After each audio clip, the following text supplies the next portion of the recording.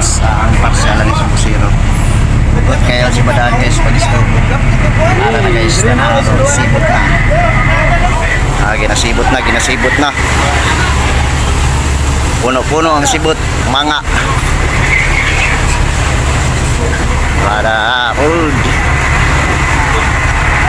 20 tons parsyalan ni guys.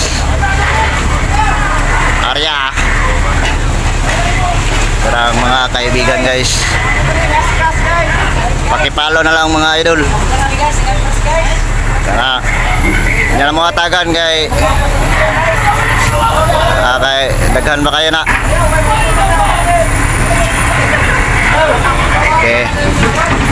Ano guys, kinaisa na po guys. Medyo kalayan yun guys. Dagan-dagan grasya na hinatag sa kaitasan ang mga kabanan na guys. Nangapi ang uban. Ang uban na dito nagkuhan. Wow. Ayos pa guys. Dukang lagak pa rin na mo aning servisa guys. Dagang grasya sa akin. Ginasibot tapos guys.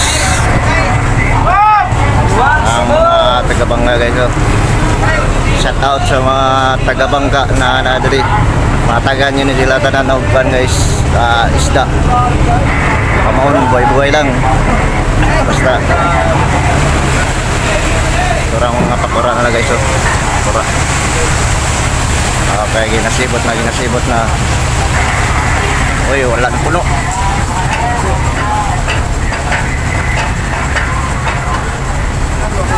Okay.